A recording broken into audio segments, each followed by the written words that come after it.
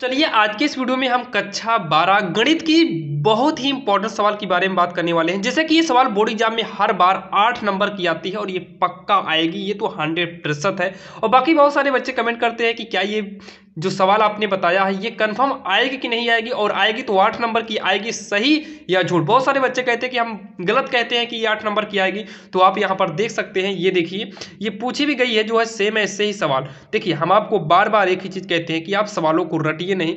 हम यहाँ पर मान लो इस सवाल को बताते हैं, मान लो यहाँ पर x प्लस वाई है तो यहाँ x प्लस 2y कर दे, यहाँ पर 24 के स्थान पे 12 कर दे, 13 कर दे, तो क्या दिक्कत है। आप नियम को सीख लीजिए और जो भी बोर्ड एग्जाम में अंक बदल कर आएगा आप बिल्कुल आसानी से कर सकते हैं। जैसे कि ये सवाल जो है देखिए 8 नंबर तक पूछी गई है और पूछी जाती भी है। तो यहाँ पर देखिए, तो सबसे पहले जब भी ऐसी सवाल आती है बोर्ड एग्जाम में तो सबसे पहले आपको क्या करना होगा, सबसे पहले तो आपको प्रश्नोत्तर संख्या डालना होगा। आप जो डालेंगे जो भी प्रश्नोत्तर नंबर होगा आप प्रश्नोत्तर नंबर डालिएगा। उसके बाद सबसे पहले जो है आपको लिख देना होगा। चलिए हम यहाँ पर सॉल्व डाल देते हैं। लिखना क्या होगा, यहाँ पर आपको लिख देना होगा, सबसे ऊपर ही लिखना होगा दी गई, क्या लिखेंगे, दी गई असमीकाएं, दी गई असमीकाओं को समीकरण रूप में व्यक्त करने पर। बहुत सारे बच्चे जो है ये सब लिखते ही नहीं है, तो ध्यान देना ये सब जरूर लिखना, अन्यथा आपका नंबर कट सकता है। तो यहाँ पर समीकरण के रूप में लिखेंगे जो ये समीकरण दिए हैं, यानी कि x प्लस वाई। यहाँ पर देखिए जो लेस देन था इसको हटाकर केवल हम इक्वल लगाएंगे क्योंकि हमें नॉर्मल समीकरण के रूप में बनाना है। तो ये हमारा समीकरण पहला हो गया। और उसके बाद 2x प्लस वाई बराबर का 32, ये हमारा समीकरण दूसरा हो जाएगा। x कामा वाई, ये लाइन का मतलब बराबर होता है, जो यहाँ लाइन लगा है इसका मतलब बराबर होता है। तो x बराबर 0 होगा और y बराबर का 0 हो जाएगा। अब हमें क्या करना है, इसी समीकरण की सहायता से हमें क्या निकालना होगा, ये z बराबर जो दिया है ये अधिकतम होगा, इस मतलब इसमें से अधिकतम मान किस बिंदु पर होगा यही हमें बताना है। तो इसके लिए सबसे पहले हमें समीकरण और समीकरण 1 और समीकरण 2 को हल करके x और y का मान निकालना होगा। तो यहाँ पर क्या करेंगे, समीकरण 1 व समीकरण 2 से। तो समीकरण 1 व 2 से क्या करेंगे, यहाँ देखिए, तो समीकरण 1 ये है, 2 ये है, तो इसमें से बड़ा 2x है, यानी कि ये दूसरा वाला बड़ा है। तो हम यहाँ पर पहले दूसरा वाला समीकरण लिख लेते हैं, फिर हम पहला वाला लिखेंगे x प्लस वाई बराबर का 24। अब एक काम करते हैं, यहाँ पर घटा देते हैं। हमने लिख लिया समीकरण 1 व समीकरण 2, इसका मतलब हम 1 और 2 को यूज करने वाले हैं। लिखना चाहो तो यहाँ लिख सकते हो समीकरण 1 में समीकरण 2 को घटाने पर, ये भी आप कर सकते हैं। तो घटा दिए तो सब घटेगा, तो प्लस में y, और जब घटाते हैं तो ये चिन्ह क्या हो जाएगा, बदल जाएगा, यानी कि ये वाला चिन्ह का महत्व खत्म, ये नीचे जो माइनस लगा है इसका महत्व होगा। तो y प्लस में y माइनस में कट गया, 2x में एक x घटाएंगे तो x बचेगा, और 32 में से 24 को अगर हम हटा दें तो ये आएगा 8। x बराबर कितना आ गया, 8 आ गया। तो x का मान आप समीकरण 1 में रख दो, तो x का मान समीकरण 1 में रखने पर, जब समीकरण 1 में रखेंगे तो यहाँ पर आप देख सकते हैं x के स्थान पर 8 करेंगे तो प्लस में y बराबर का 24, तो y बराबर का 24, 8 को उठाकर इधर करेंगे तो माइनस का हो जाएगा। तो y बराबर 24 में 8 को अगर हम हटाएंगे तो ये 16 आएगा, यानी कि y जो आ गया कितना आ गया, ये आ गया 16 आ गया। जो कि यहाँ से अगर हम बात करें तो एक बिंदु निकल कर आएगा। बिंदु क्या आएगा, तो बिंदु होता है x कामा y के रूप का, तो x के स्थान पर 8 करो, कामा y के स्थान पर 16 कर देंगे क्योंकि y का मान 16 आया है। जो कि इतना कहने के बाद एक बिंदु आपका मिल चुका है। अब यहाँ पर क्या करना है, आपको एक जो है निर्देशांक बनाना होगा। क्या बनाना होगा, निर्देशांक बनाना होगा, जो कि यहाँ पर हम बना लेते हैं। एक निर्देशांक छोटा सा बना लेते हैं, आप बोर्ड एग्जाम में अपने हिसाब से बना लीजिएगा। तो आप पटरी का इस्तेमाल करना, हम नॉर्मली वैसे ही आपको समझाने के लिए बना दे रहे हैं। तो ये हो गया, यहाँ पर हो गया। अब यहाँ पर थोड़ा आपको एक चीज़ और समझना होगा। क्या समझना है, तो यहाँ पर आपको ये समझना है, सबसे पहले आपको 2 समीकरण मिला था शुरू में ही, जैसे कि एक समीकरण ये है, दूसरा समीकरण ये है। तो नॉर्मली हम यहाँ पर पहले वाले समीकरण को लिख देते हैं, यहाँ पर लिख भी देंगे समीकरण 1 से। तो आपको यहाँ पर जो करना है उसके नीचे चित्र बनाना होगा। हमने ऊपर बना दिया है, आपको क्या करना, थोड़ा नीचे करना होगा। ये जो सॉल्व करेंगे उसके सामने के नीचे बनाना है। तो आप अगर ऐसे भी बना लेते हैं तो कोई भी दिक्कत नहीं है। तो समीकरण 1 से क्या करना है, समीकरण 1 को पहले नोट करते हैं, x प्लस वाई बराबर का 24, और इस कोने में जो है आपको समीकरण 2 से लिखना होगा, समीकरण 2 से, और यहाँ पर आपको समीकरण 2 नोट कर लेना होगा।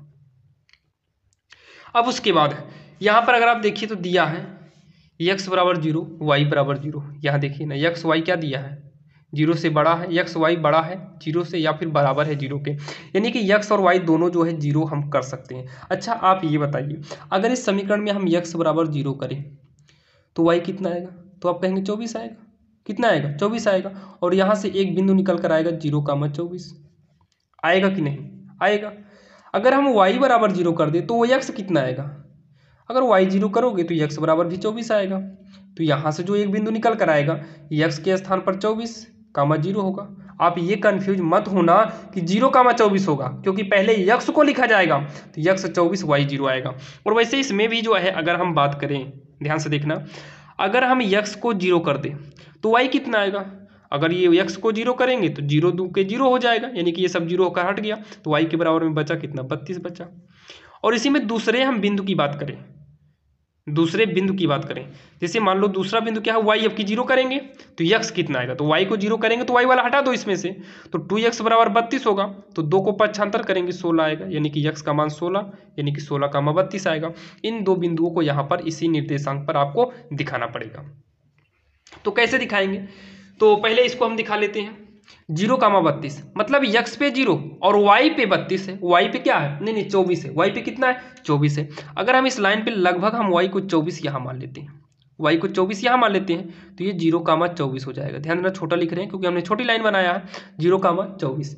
अच्छा दूसरा क्या है, x पर 24 है और y पे 0 है, तो x पर 24 धनात्मक है, तो x पर 24 लगभग हम यहाँ मान लेते हैं। इसके हिसाब से तो इतना ही मानना पड़ेगा। अगर हम इसको इतना माने होते तो इसको भी थोड़ा डिस्टेंस बनाते, मतलब लगना चाहिए कि हाँ इन दोनों का डिस्टेंस सेम है, क्योंकि 24 तो यहाँ पर कितना है, 24,0 है।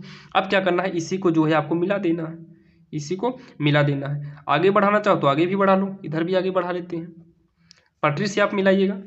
और इस सम को थोड़ा सही लिखना, इस लाइन के ऊपर ना जाने पाए।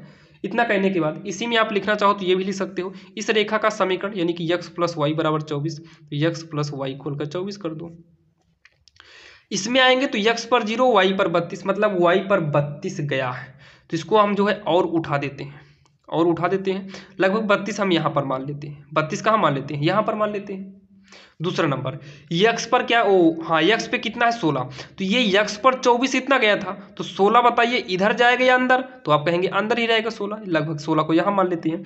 अब ये वाला बिंदु जो दोबारा खींचे थे इसको मिला देते हैं, इसको क्या करेंगे, मिला देंगे।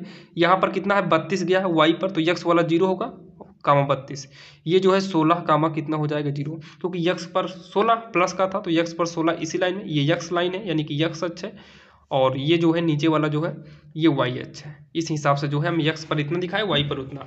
अब उसके बाद क्या बोला है, x का मान और y का मान बड़ा होना चाहिए 0 से, तो आपका मूल बिंदु 0 यहाँ पर है, इससे बड़ा होना चाहिए। x y का मान क्या है, ये y का मान और x का मान इससे बड़ा होना चाहिए। फिर क्या बोला है, इन दोनों समीकरण की x प्लस y से क्या हो, छोटा होना चाहिए। इस वाले समीकरण से भी क्या होना चाहिए, छोटा, और छोटा के लिए हम भागेंगे अंदर की ओर। कहाँ भागेंगे, अंदर की ओर। और यहाँ पर जो बिंदु है इसका नाम क्या है, इसका नाम 8,16 होगा, क्योंकि हमने जो समीकरण से x y का मान निकाला था वही होगा, यानी कि 8,16 इस बिंदु का नाम है।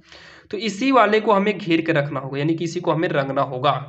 अब उसके बाद हमसे पूछा था z बराबर इतने का अधिकतम मान, तो आपको तुरंत यहाँ पर एक लेना होगा कोणीय बिंदु। क्या लेना होगा, कोणीय बिंदु। यहाँ पर देखिए हम छोटा सा लिख दे रहे हैं, तो यहाँ पर लिखेंगे अब हम z का अधिकतम मान ज्ञात करने के